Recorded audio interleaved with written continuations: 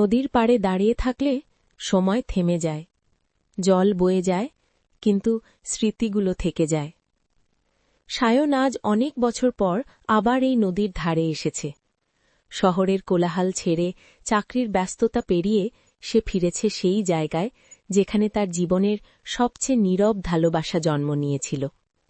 এই নদীর পাড়েই সে প্রথম দেখা পেয়েছিল অন্বেষার। অন্বেষা তখন কলেজে পড়ে। প্রতিদিন বিকেলে নদীর ধারে এসে বসত, খাতায় কবিতা লিখত, আর মাঝে মাঝে জলে পাথর ছুটত। সায়ন তখন সদ্য পাশ করা এক তরুণ। সে প্রতিদিন সেতুর ওপর দাঁড়িয়ে নদী দেখত, আর দেখত অন্বেষাকে। কথা শুরু হয়েছিল একদিন হঠাৎ। সায়ন জিজ্ঞেস করেছিল, আপনি কি কবিতা লেখেন? অন্বেষা হেসে বলেছিল, আমি চেষ্টা করি, কিন্তু কিছু অনুভূতি লেখার আগেই ভেসে যায়। সেই দিন থেকে শুরু। নদীর শব্দের সঙ্গে সঙ্গে ভাগ হতে লাগল গল্প। অন্বেষা বলত, ভালোবাসা মানে প্রতিদিন কথা বলা নয়, ভালোবাসা মানে বুঝে নেওয়া। সায়ন চুপ করে শুনত। তার ভালোবাসা ছিল ঠিক নদীর মতো, গভীর, শান্ত আর ধীরে বয়ে যাওয়া। কিন্তু জীবন থেমে থাকে না। সায়নের চাকরি হল অন্য শহরে। যাওয়ার দিন সে বলেছিল, আমি ফিরে আসব।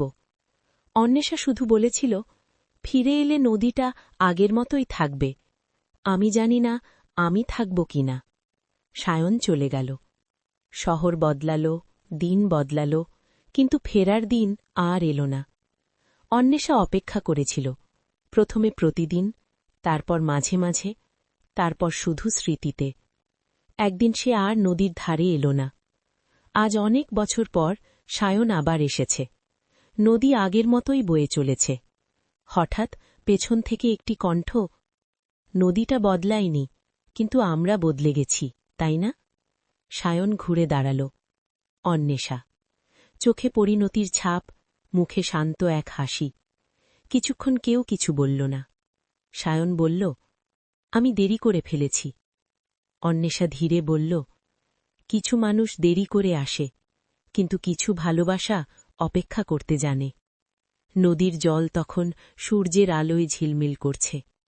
হয়তো সব গল্প নতুন করে শুরু হয় না, কিন্তু কিছু গল্প শেষও হয় না।